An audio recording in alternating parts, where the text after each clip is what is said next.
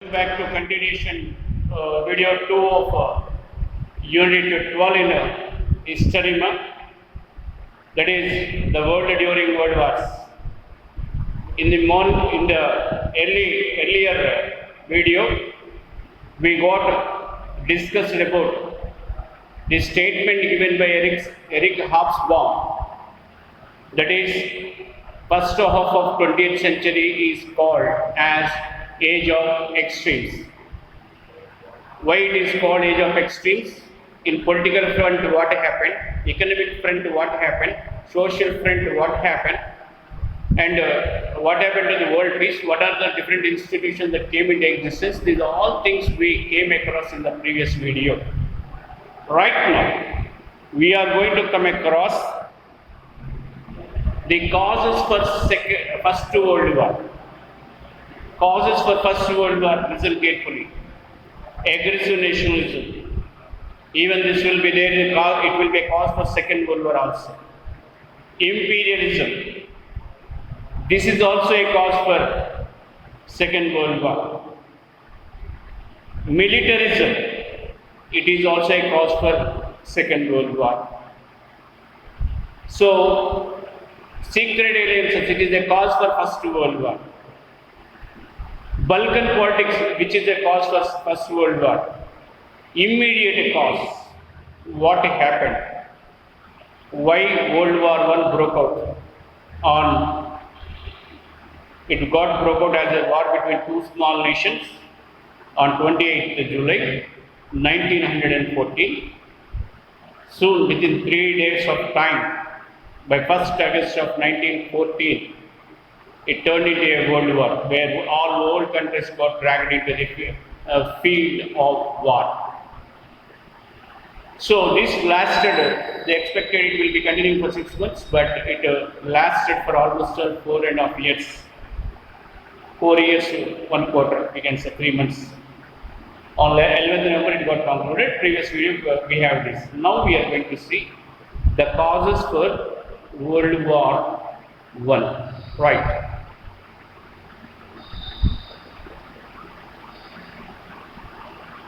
Okay.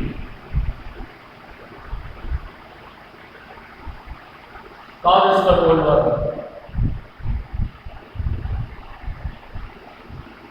I. World War I. First, aggressive nationalism. Aggressive nationalism is the first cause. Before we learn about aggressive nationalism, we have to know what is nationalism. What is a nation? Nationalism is the philosophy of or feeling of oneness among the people who share common dressing, dietary aspects and speak language, same language from nook and corner, that is from north to south, east to west, they speak the same language, who have all this and living in a particular domain. So that people are having a feeling of oneness. It is called nationalism. Before we go into nationalism, let us know about what is nation. Nation is nothing but a group of people living, a group of people who commonly share dressing and dietary aspects, linguistic aspects, and have common cultural ethos, living in a particular defined boundary, are called a nation. This philosophy of nation states started emerging based on the language in Europe during 14th and 15th centuries. So then they started believing that their group is very superior and they all are one. That feeling of oneness is nothing but, among those people, is nothing but nationalism. Nationalism is a positive impulse. Nothing wrong if you love your fellow beings or your fellow linguistic people, your fellow religious people or fellow community people, no problem. It's a positive impulse. Loving your motherland. Nationalism is loving a motherland. It's a positive impulse, nothing wrong. Whereas aggressive nationalism is quite against that, negative impulse. What is that? In nationalism, we love our country. Along with the emulate, we will be loving others also, we will not hate anyone. We respect and love our country, our soil, our people. That don't mean we criticize someone, we hate someone. In aggressive nationalism, what happens is it's a negative impulse. They not only love their country, they love their country that extent. Loving their country, it makes them to believe that hating others. It should not be for an individual or for a country. Nothing wrong, love your own community, language, region, religion, nothing wrong. But in the name of loving your religion, your nation, your language, your regional aspects, your culture, your community, culture, should not hate others. But aggressive nationalism makes people to hate others in the name of nation, in the name of their country, their race, because they believe that they are the supreme power in the world. This aggressive nationalism emerged in Europe because of emergence of nation states. Why nation states started this? Before we go into that, let us know what are the big examples for this aggressive nationalism. The countries which got united in the name of nation by 1870, that is United Germany, United Italy. They started showing aggressiveness against their fellow Western European countries who were dominating the colonial empire, that is England and France. These newly emerged nations, they got united by carrying several wars against their rivals. Germany got united under the auspicious leadership of Ottoman Bismarck, whereas Italy got united under the leadership of Joseph Mazzini, Count Cavour, Garibaldi, and also Victor Emmanuel. 4 people were there in the unification of Italy. So, by carrying several wars, by becoming victorious, they got a high confidence that they are supreme race in the world. They are born to rule, but not to be ruled by others or dominated by others. So this perception started them to go and challenge already industrially developed, economically developed, and who are having a vast control upon vast world in the vast domains in the world, that is England and France. What is the philosophy that the leaders of Italy advocated or Germany advocated to their people is, we are superior race, supreme race in the world, we are born to rule. And those all are frivolous people. We should not take them into account. And they are supposed to be ruled by us at our feet. So people believed it. This philosophy advocated by Mussolini in Italy is called fascism. It is called Nazism in Germany, which was advocated by Mr. Hitler. Or before Hitler itself, King William Kaiser. So, in this way, the aggressive nationalism of these countries brought trouble spots in not only Europe, but also in their world. Why? The countries which I mentioned, which is already turned as economic tycoons in Europe, who established their control upon vast regions in the world, very particularly who had their influence very much in continents, 2 largest continents, first largest continent in the world, Asia, second largest continent in the world, Africa, which are treasure trove of mineral wealth, these 2 continents. In these continents, these fellows established their control. That is, how they established it? In the name of colonialism. What is this colonialism? Countries who are in need of raw material, for producing goods and who were in need of markets to sell their produced goods. They started searching for new places where they can get cheaper raw material and which can act as good market for selling their finished products or produced products. So in that process, they started moving around the world.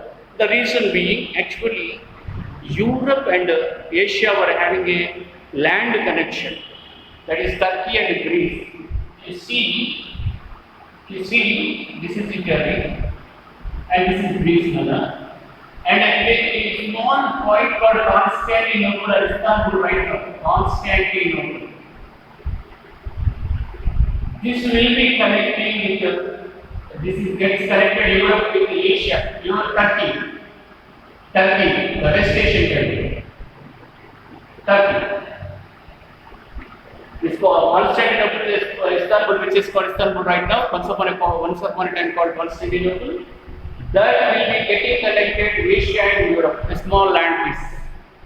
Greece here, in Europe. This is Asia, Turkey, Asia. They get connected. What happened in 1453?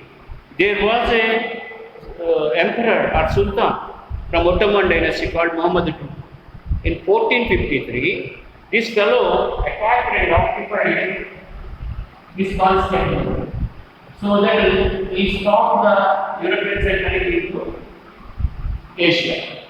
That made Europeans to identify sea routes towards east, because in east they used to get from Middle East, means Saudi Arabia, United Arab Emirates, West Asia.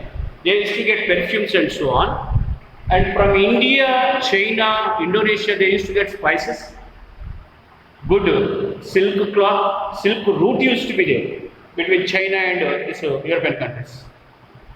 Silk they used to get, ivory they used to get from China, and indigo they used to get, and also they used to get cotton from India, cotton textile from India at the lowest and cheapest price, and there the political unity was not there.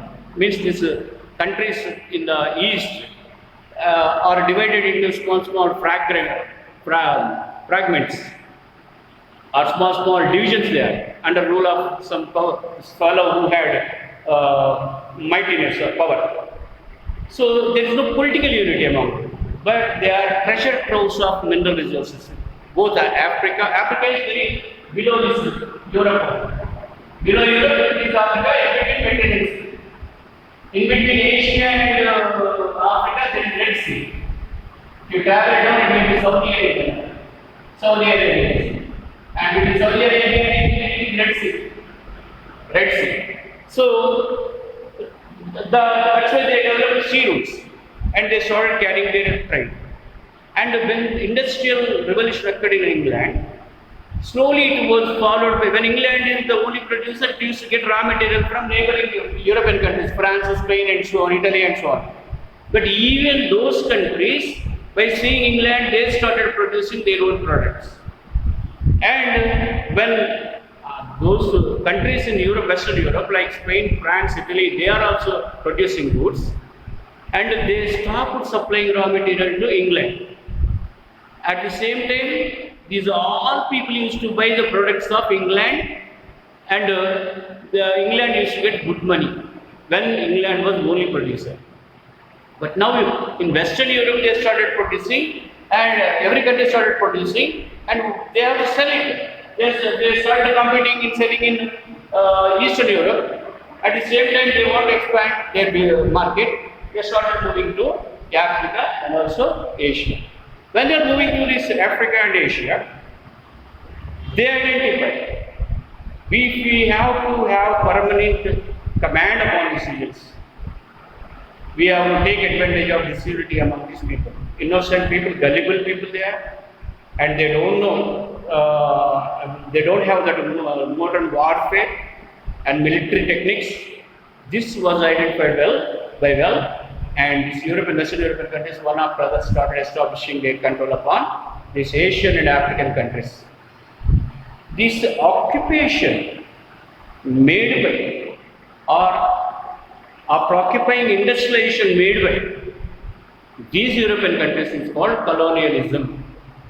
And they made that countries as their colonies, declared that this is my colony, others should not. If anyone is there to protect that colony, they used to send their military also there. In the name of business, they used to enter, and finally, after seeing the political conditions over there, they used to establish their control. That's why India is also a colony of Britain, which Britain proudly used to say classical colony. India is called as classical colony of Britain. Why? Because people are very innocent, they don't protest the government and so on. And whatever the government imposes taxes and so on, they pay very sincerely. So that's why India got a name or emblem, that classical colony. So the establishment of colonies is nothing but colonization. So these fellows who occupied and established authority upon the Asian and African countries, they are called colonial masters. I think you got now. Formation of colonies is called as colonization. Colonies means not BDO's colony, Vijayanagar colony, or Sardhanagar colony, or XYZ colony. No. Here, clearly establishment of political power, military power of a nation on other country or other nation. This is called colonization. And what for it is made? It is made for economic benefit of the colonial powers, because they can loot that raw material if they have their control upon that. And the highest form of this colonialism itself, or capitalism itself, is nothing but imperialism, was quote given by Lenin. What is imperialism? A country for its monetary benefit, a militarily powerful country, for its monetary benefits, it will be attacking and establishing its control upon weakest countries. Which weakest? Militarily weakest countries, economically weakest countries. What purpose? To have more monetary benefits. Monetary means money benefits. To encash the resources, natural resources, mineral resources existing in that militarily weaker country.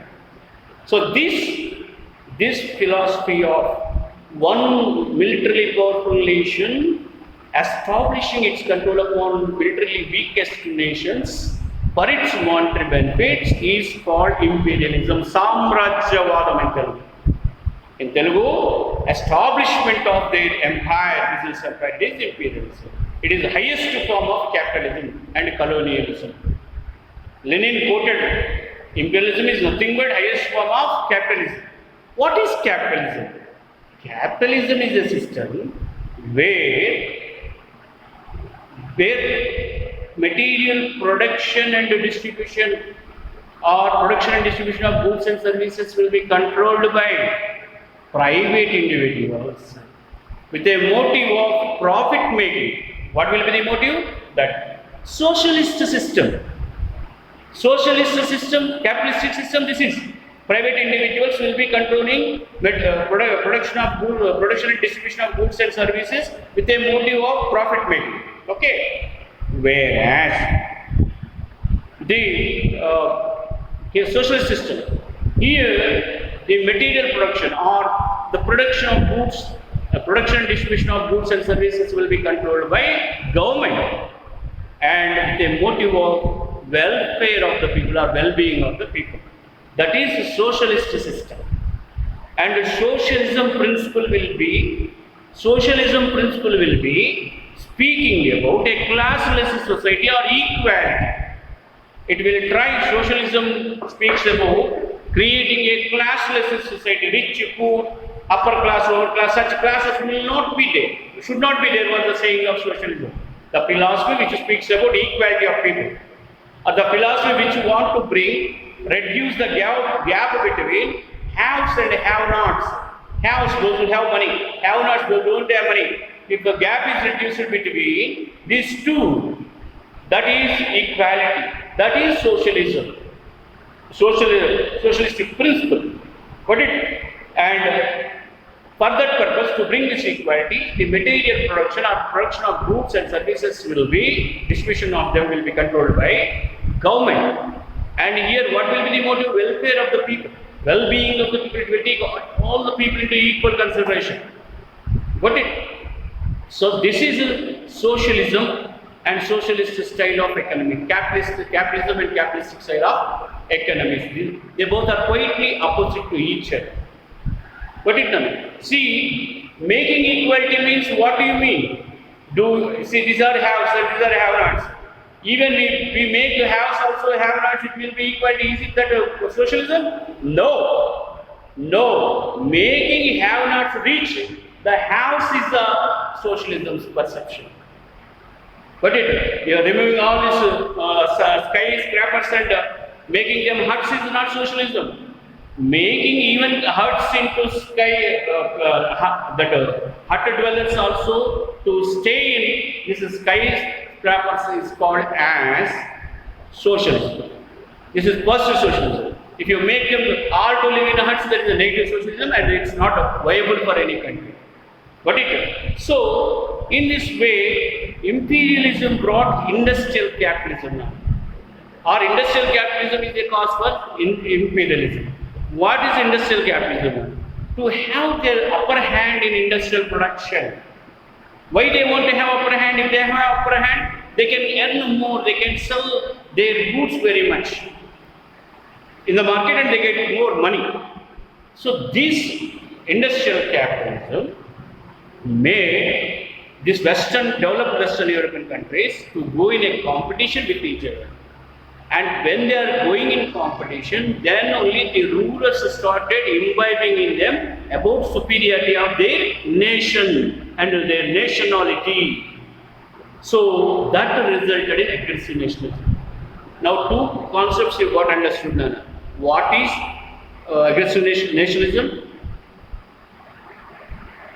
What is nationalism? What is nation? What is industrial capitalism, colonialism, imperialism, and industrial capitalism. A capitalism that takes birth because of industrial growth or industrial revolution. So because of this, they started scattering around the world and occupying the countries who are militarily weak. This militarily powerful country getting occupied, the militarily weakest one, for its monetary benefits is nothing but imperialism. Right? Two causes. One, aggressive nationalism. Next, imperialism got completed. Next one is secret alliances. And secret alliances are, alliance means friendship. Friendship made, bonding made. The countries in Europe, when they identify the others, we have to beat the strongest one is there in the class to beat it. What will be 3, 4 will be gathering together. They will be making a sketch. Like that,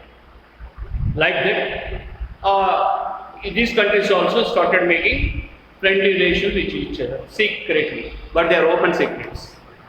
Like in your classroom, someone says to X, it's a secret, believing that X is my friend, Y says the secret, and X have another secret, good best friend, that X will pass to that Z. Z will be passing to A because Z and A are best friends. Finally, the boy at the last, he will also get information or that secret passed, but everyone will be tightly put. Everyone knows, but still it is a secret, which is called open secret. So, secret alliances are also of that kind that made or that gave a caution to their rivals. And when they identified this, they started grouping. In this way, groups got formed. And first, Europe got broken into groups in the name of alliances. And these groups ultimately competed with each other, which resulted in World War I. And other causes in next video will be coming secret alliances. Then after will be coming across militarism, how it was a cause. And then after Balkan politics and immediate cause in next video. Thank you all. See you. Bye.